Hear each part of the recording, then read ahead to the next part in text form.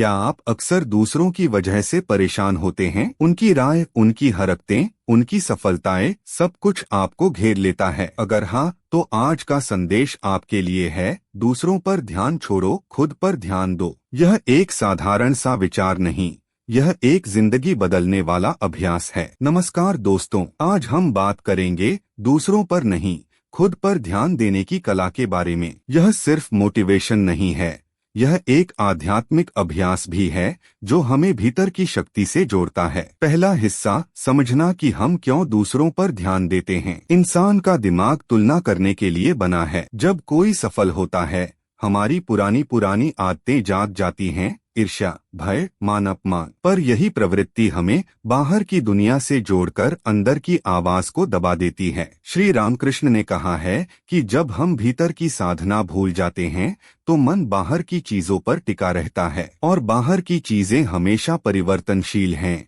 इसलिए दुख भी हमेशा बदलता रहता है। दूसरा हिस्सा, ध्यान खुद पर देने का मतलब क्या है। खुद पर ध्यान देने का अर्थ है अपनी मानसिक, भावनात्मक और आध्यात्मिक जिम्मेदारी लेना। इसका मतलब यह नहीं कि हम स्वार्थी बन जाएं, बल्कि यह है कि हम अपने कर्मों, अपने विचारों और अपनी प्रार्थना पर केंद्रित हो जाएं। जब आप खुद पर ध्यान देते हो, आप दूसरों की प्रतिक्रियाओं से स्वतंत्र हो जाते हो। तीसरा हिस्सा, रोजमर्रा का अभ्यास। सुबह की 5 मिनट की जर्मन गहरी सांस लें, आंखें बंद करके अपने अंदर के उस हिस्से से जुड़े जो स्थिर है, चाहे आप इसे आत्मा कहें या चित्त, सिर्फ महसूस करें। एक छोटा रूटीन, हर बार जब आप खुद को तुलना करते हुए पकड़े, 3 गहरी सांसें लें और खुद से पूछें, क्या यह मेरे शांति में इजाफा करेगा? अगर नहीं, छोड़ दें। काम ध्यान, अपने काम को पूरी तरह दें, नतीजा छोड़ दें। कर्म करने का अर्थ है पूरी ईमानदारी से करना, फल की चिंता नहीं। शुक्रगुजारी लॉग, रोज 3 चीजें लिखें जिनके लिए आप आभारी हैं।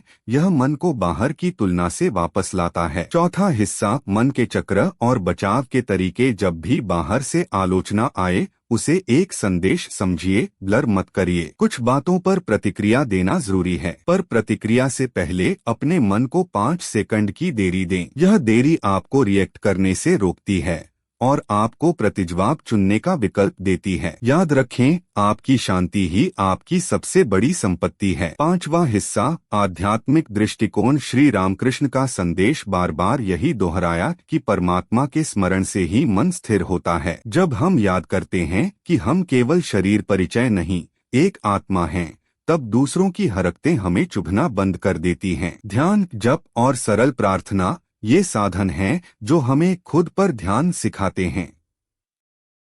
छठा हिस्सा, वास्तविक जीवन की उदाहरण। मैं आपको एक छोटी सी कहानी सुनाता हूँ, एक साधारण गृहस्थ का। वह हमेशा दूसरों की मंजूरी ढूंढता था, पर जब उसने रोज 10 मिनट खुद के लिए निकाले, केवल अपने स्वभाव, अपने विचारों को देखा, उसने पाया कि उसकी खुशी छोटे छोटे कर्मों में छुपी थी।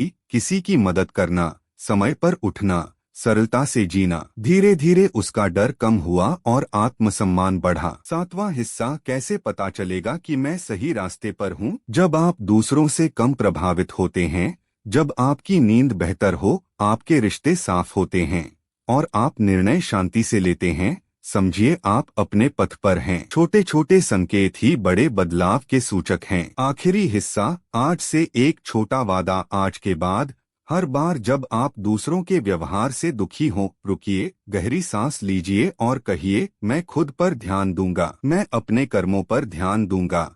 यह छोटी सी प्रतिज्ञा आपके जीवन की दिशा बदल सकती है। अगर आपको यह संदेश अच्छा लगा हो तो वीडियो को लाइक करें, चैनल को सब्सक्राइब करें और कमेंट में बताइए आप खुद पर ध्यान देने के लिए आज कौन सा छोटा कदम उठाएंगे। जय मां। धैर्य रखें और स्वयं पर विश्वास रखिए।